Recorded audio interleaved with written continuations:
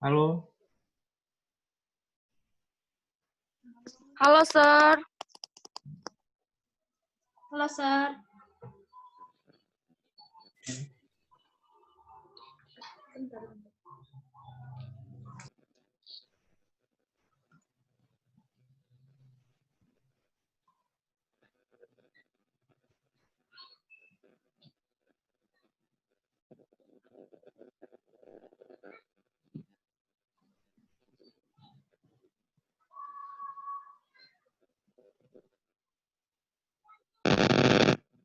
ada kendala ngerjakan tugasnya kemarin?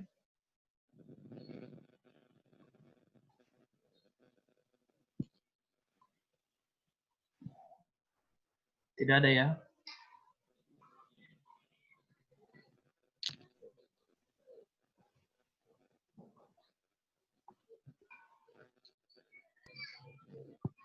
Bisa dilihat layarnya? Bisa, Sir. Bisa. Bisa, Sir. Oke.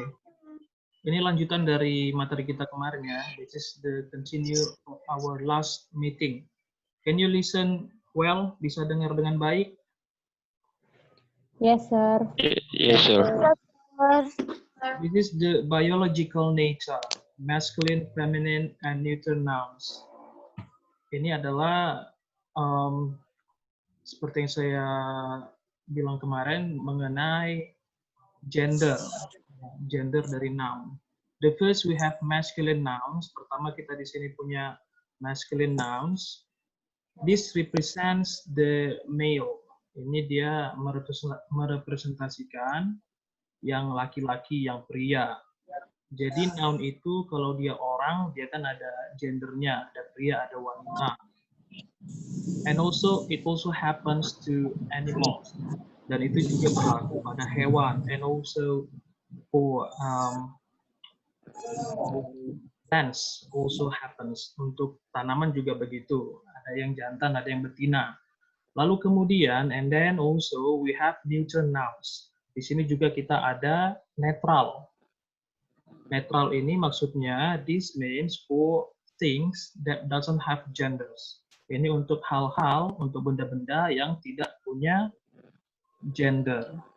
For example, locker, ball, towel, lotion. Contohnya situ locker, lemari locker, and then we have ball, lalu bola, towel. Who knows towel? Siapa yang tahu towel? Apa itu towel dalam bahasa Indonesia? Handuk. Handuk. And then lotion. What is lotion? Apa itu lotion? Ayo yang cewek, yang sering pakai lotion. Lotion itu apa bahasa Indonesianya? Hand body. Hand body itu bahasa Inggris. Oh, apa? Apa? Apa ya? Cairan pemutih. Cairan pemutih itu jenisnya. Secara umum lotion itu apa artinya? Lotion itu Melembabkan kulit, Sir. melembabkan kulit itu fungsinya. Supaya tidak kering. Biar nggak kering. Keringnya Pelembab kulit, Kulit sir. tetap glowing, Sir.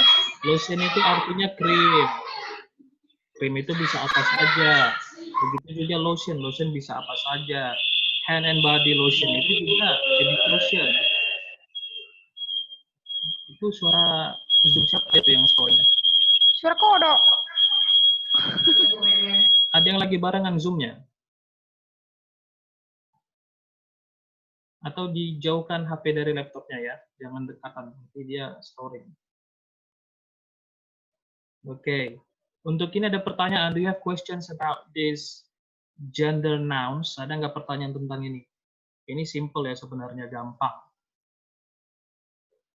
Jadi, there is masculine nouns and also feminine nouns and then neuter nouns. Ada masculine nouns, ada feminine nouns, ada neuter nouns. Masculine and feminine nouns are for nouns that has genders. Masculine nouns itu dan feminine nouns itu untuk nouns yang punya gender. Like human, seperti manusia misalnya. Animals, and also plants. Jadi bisa dia hewan, bisa manusia, bisa juga tumbuhan. While neuter nouns is for things or for nouns that has no gender. Sementara neuter nouns itu untuk jenis-jenis noun yang tidak punya gender, yang tidak punya jenis kelamin. Gitu. Untuk fungsinya sendiri, for the function, actually the same like others. So you use masculine nouns the same ways like feminine nouns and also neuter nouns. Jadi kamu cara menggunakan masculine nouns itu sama seperti feminine nouns dan neuter nouns. There is no different, nggak ada bedanya. This is only to analyze the different. Ini hanya untuk menganalisis perbedaannya saja. Okay, so we move to the next slide. Berangkat ke slide berikutnya. This is in the company of a noun, articles. Have you ever heard articles? Pernah dengar articles? Ada yang pernah tahu, pernah dengar articles itu apa dalam bahasa Inggris?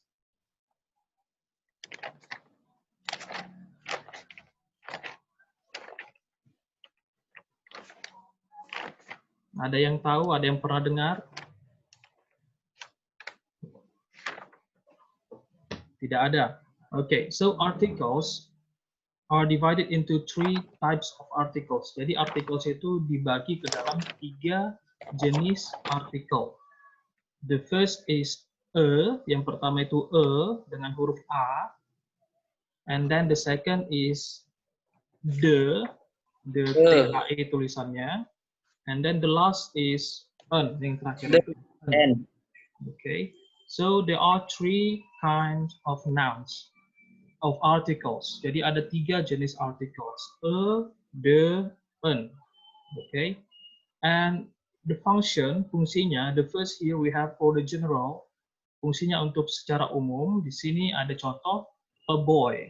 Jadi, itu biasanya untuk yang singular. We usually use a for the singular nouns, hanya untuk nouns yang singular. Jadi, instead of saying one boy, you can say a boy. Daripada mengatakan satu anak laki-laki, one boy, you can say, kamu bisa bilang a boy. Seorang anak laki-laki. Jadi boleh juga untuk jenis kata lainnya, boleh juga. You can also use for another nouns like book. If you have one book, you can say a book. Kalau kamu punya sebuah buku, satu buku, one book, you can say, kamu bisa bilang a book. It makes more simple, right? Itu membuat kamu menjadi lebih simple, kan? That's the function of English actually. Sebenarnya itulah fungsi bahasa Inggris, mensimpelkan yang ribet. Begitu. And then you have an. Lalu kemudian ada an. Bedanya apa dengan en? Ada yang tahu? Kalau en itu sir untuk a i u e o sir. Iya, benar. Kalau en itu untuk a i u e o. Bunyi Apanya vokal. a i u e o? Bunyi vokal. Iya, apanya yang a i u e o? Kasih contoh saya. Make an example. An umbrella sir. An umbrella. And then what else? Lalu apa lagi? An apple. Okay, good. That's enough. Cukup ya. So, the difference between a and an is located in the first letter of the word. Jadi perbedaan dari penggunaan a dengan an itu terletak pada huruf pertama dari kata itu, dari noun itu. Jadi kalau nounnya, if the nouns begins with vowels, kalau nounsnya itu dimulai dari huruf hidup atau huruf vokal, kalau huruf vokal itu bahasa Inggrisnya kita pakai vowels. Ejaannya V-O-W-E-L. Oke? Jadi kalau setiap kata benda dimulai dengan huruf hidup, huruf vokal, kita menggunakan an. Kalau dia sebuah ya, kalau dia tidak sebuah, artinya lebih dari satu, maka kamu tidak pakai articles, tidak pakai an atau e. Jadi pakai apa kalau misalnya dua apel, apa bahasa Inggrisnya? Bahasa Inggris dua apel. Apple. Itu apple. Two apples. Two apples. Two Okay, apples. good. Two apples. Kalau bahasa Inggrisnya pisang-pisang. Bananas Ya, karena dia pisang-pisang. Even though I don't give you the exact number of the nouns, walaupun saya tidak kasih kalian berapa jumlah pastinya, misalnya saya bilang pisang-pisang, itu kan nggak tahu pisangnya berapa. But it is definitely more than one. Tapi itu sudah pasti lebih dari satu. Then you need to add s. Maka kamu harus tambahkan s. Becomes bananas. Like that, okay? And then what if I say, bagaimana kalau saya bilang, please translate to me, okay? Coba terjemahkan kepada saya. 2 kipas angin. What is kipas angin? Who knows kipas angin? Siapa yang tahu kipas angin? Fan. Fan. Oke. Jadi kalau 2 kipas angin. Two fan. Fans. Oke. Bagaimana dengan sebuah kipas angin? A fan. A fan. Oke. Sebuah jeruk. Orange. Orange. Salah ya? Bukan Orange. orange. Karena dia dimulai dari huruf O. Ya, huruf vokal. An orange. Lalu kalau saya bilang jeruk-jeruk, bahasa Inggrisnya apa? Oranges. Oranges. Orange. Benar, oranges. Ditambahin S jadinya oranges. N-nya hilang. Oke, jadi jangan nanti kalian mau bilang, misalnya saya punya 2 jeruk. I have 2 oranges, itu salah ya. Jadi artikel e sama I an have itu two. hanya untuk yang dia singular. It's only for Tunggal. singular Iya. nouns. Ya, you cannot use a and an for plural nouns. So, what about the other article? Bagaimana dengan artikel lainnya? Artikel the. Pernah dengar the nggak? Pernah, Sir. Nah, sering ya, pasti sering banget ya mendengar the. So, we can use the for both singular and also plural. Jadi kita bisa menggunakan the untuk singular dan juga plural. Oke? Okay? And what's the difference? Jadi bedanya apa? The can be used by the singular like this example, the boy, and also can be used by the plural, the boys. However, we use them in the specific situation. Hanya saja kita menggunakannya pada situasi-situasi yang spesifik. It's different with a and an. A and an used in general situation. A dan an itu digunakan pada situasi yang umum saja. For example, I have an apple. Saya punya sebuah apel. Apelnya itu nggak spesifik. Kita nggak tunjukkan. Kita hanya bilang an apple. Bisa saja apelnya itu kamu kantongin kan? Misal ditanya temanmu, do you have an apple? Yes, I have an apple. Tapi kamu nggak tunjukkan. Makanya dia dibilang secara umum, tidak spesifik. Nah, kalau spesifik itu yang bagaimana? You show it, so it becomes specific. For example, sebagai An contoh, apple. whose apple is on the table? Apel siapa yang di atas meja itu? Is on the table. The table itu dia menunjukkan ke sebuah meja. Whose apple is on the table? Maka table-nya sudah jelas, table yang mana. Beda kalau misalnya whose apple is on a table. Apel siapa yang di atas sebuah meja, tapi sebuah mejanya itu meja yang mana kita nggak tahu. Sementara kalau kita pakai the, whose apple is on the table. Maka table itu sudah jelas table yang mana. Kamu sambil tunjukkan table yang itu misalnya. And then, for another example, you want to say, kamu mau bilang sebagai contoh yang lain, that is the apple. Itu apelnya. Itu apel yang saya bilang itu misalnya. That is the apple. Beda kalau mau bilang that is an apple, maka apple ini dia tidak punya makna tersendiri secara spesifik. Tapi kalau kamu bilang that is the apple, itu dia apelnya. Misal seorang lagi cari apel. Di mana apel itu? That is the apple. Okay, so that's the difference. And you can use both with singular and also plural.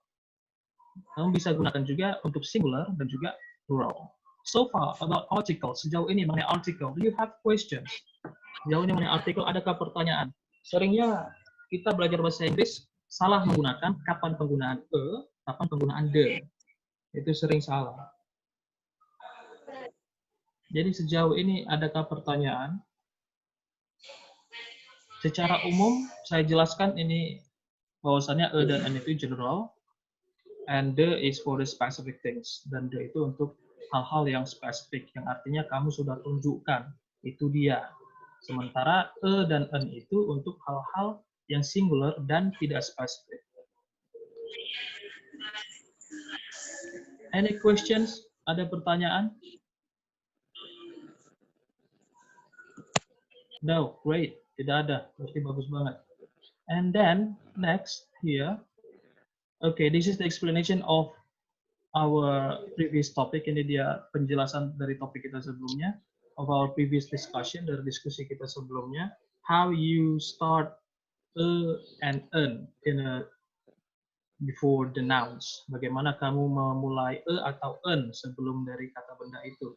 If the noun begins with consonant, then you use while if the nouns begins with vowels, then you use en. Kalau dia nounnya dimulai dari huruf konsonan, maka kamu pakai kalau dia dimulai dari huruf vokal, maka kamu pakai en. Lalu kemudian, kok cepet banget habis ini.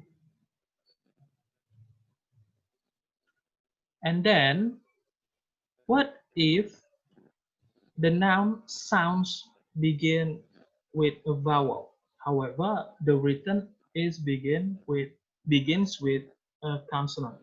Bagaimana kalau nounnya itu dimulai dari suaranya itu dimulai seperti huruf vowel, tapi penulisannya itu konsonan. Seperti contoh hour. Contohnya hour. Tahu bahasa Inggris jam? Apa bahasa Inggris jam? Hour. Hour, kan? Bagaimana tulisannya? H-O-U-R. Iya, H-O-U-R. Lalu kalau mau bilang 1 jam? 1 hour. 1 hour. 1 hour. Sejam? 1 hour. 1 hour. An hour. A hour. An Bukan hour. menggunakan a hour, kan? An An hour. hour. Padahal dia penulisan awalnya huruf H. Tapi kita perhatikan dari bunyinya.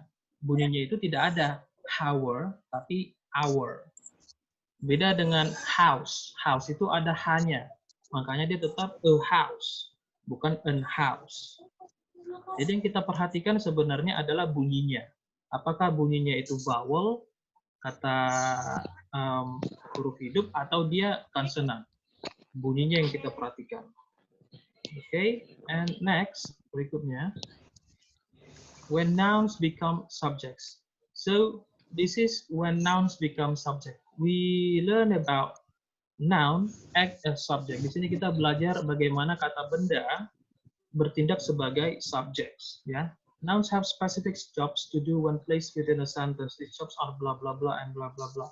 I think you can read that by yourself. Saya rasa kamu bisa bacain sendiri. You can get this PowerPoint through the link I gave to you. Kamu bisa dapatkan PowerPoint ini melalui link yang saya share kemarin. Ya, I have uploaded this PowerPoint into the link, and you can download it. Jadi kamu nanti bisa download dari link tersebut dan baca-baca tentang ini. This is only the theory. We just jump to the practice. Ini hanya teori, kita langsung ke prakteknya saja. Okay? A noun that names the persons or things about which a statement is to be made is labeled the subject.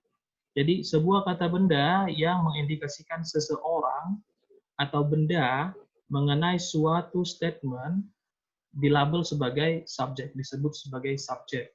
Nah, ini masih membingungkan. Jadi coba dibaca-baca, ditelaah nanti di rumah. Next we jump to the example. This is the example. Noun as subject. For example, the noun is Maria. Nama orang itu juga noun ya. For example, the noun is Maria. It becomes the subject, lalu dia berubah menjadi subject, and still Maria, dan tetap Maria. Okay? And then we want to make a sentence. Lalu kemudian kita mau buat sebuah kalimat. Cara membuat sebuah kalimat itu sangat gampang, saudara sekalian. Anda hanya perlu sebuah subjek dan sebuah predicate. Ya, itu catat. Anda hanya perlu sebuah subjek dan sebuah predicate. Predicate itu apa? Kata kerja. Oke, jadi kalau sudah ada subjek dan sudah ada kata kerjanya, maka itu sudah sebuah kalimat. Oke, so Maria swims, subject and verb. Maria swims itu sudah sebuah kalimat. Karena sudah memiliki makna. Apa kira-kira artinya Maria swims? Elsina. Yep.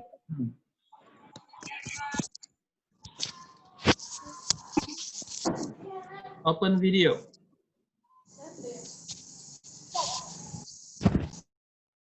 What is the meaning of Maria swims? Maria berenang.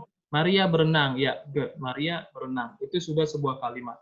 And then the next sentence, kalimat berikutnya, another example, contoh berikutnya. Below Maria, under Maria, di bawah si Maria, di situ ada pool. There is pool. What is pool? Kolam renang. Kolam renang. Okay, pool. And if you want to change into the subject, kalau kamu mau ubah ke dalam bentuk subjek, kalau dia nama, kamu tidak perlu tambahkan the, ya. Kalau dia adalah nama, kamu tidak perlu menambahkan the. So never say, jadi jangan pernah coba buat, misal Sinta, Sinta swims, and then you change the Sinta swims. That's wrong. Okay? Itu salah. Kalau nama itu tetap. Tidak perlu ditambahkan artikel the. However, if the noun is not a name, tapi kalau dia noun-nya itu bukanlah nama, then you need to add the. Maka kamu harus tambahkan the. For example, pool, if you want to change into the subject, kalau kamu ubah ke bentuk subjek, you change into the pool. Oke? Okay? Ini pakai the, berarti sudah spesifik, ya kan? Kalau sudah spesifik, karena sudah ada namanya. Sudah spesifik. The pool, and then the verb opens. Becomes the pool opens. Who knows the meaning? Apa artinya? Siapa yang tahu artinya? The pool opens. Kolam renang terbuka. Kolam renang terbuka. Kurang tepat. Coba yang lain. Secara arti itu sudah benar. Hanya saja secara pemahaman, understanding, there's a slight mistake. Ada sedikit kesalahan. Kolam renang sudah buka. Kolam renang itu buka. Begitu ya. Kolam renang itu buka. Okay. And then the next example, contoh berikutnya, party. What is party? Who knows party? Siapa yang tahu party? Pesta. Pesta. Okay. What about pesta ulang tahun? Bagaimana dengan pesta ulang tahun? Apa bahasa Inggrisnya? Birthday party. Birthday party. Birthday party. Party. Okay, birthday party. And then the party begins. What's the meaning? Pesta itu dimulai. Pesta itu dimulai. Nah itu, jadi kalian sudah mulai dapat apa kira-kira pemahaman the dalam subjek. Jadi seringnya itu dia the itu kalau kita artikan ke bahasa Indonesia jadi ada itunya. Jadi ada kata itu. The pool, kolam itu. The party, pesta itu. The book, buku itu. Biasanya seperti itu. Okay. And so far about these examples, do you have questions? Sejauh ini mengenai contoh ini, adakah pertanyaan?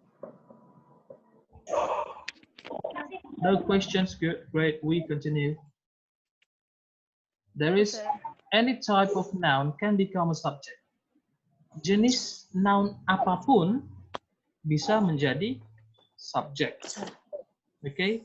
So you've learned about the kinds of nouns. Kamu sudah belajar sebelumnya mengenai jenis-jenis nouns. Masih ingat apa-apa saja? What are the kinds of nouns?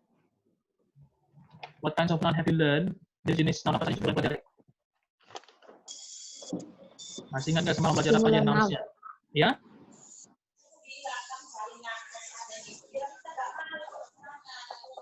Ada singular, ada plural, ada proper, ada common. Irregular noun.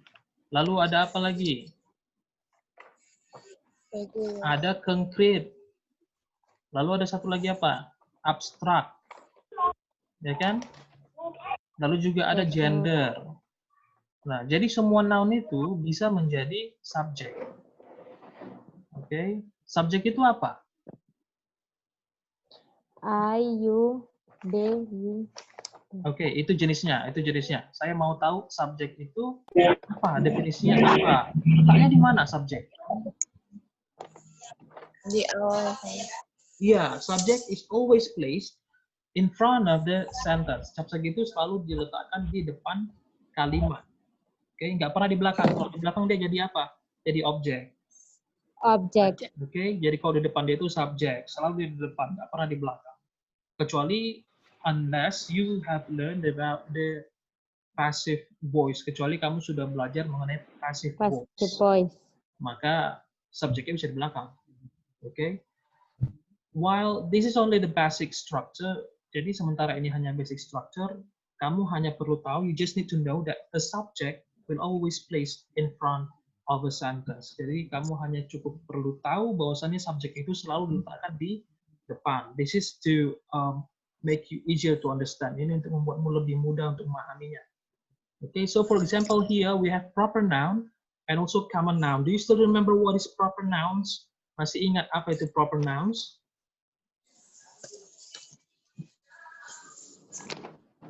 Doni. Halo Doni.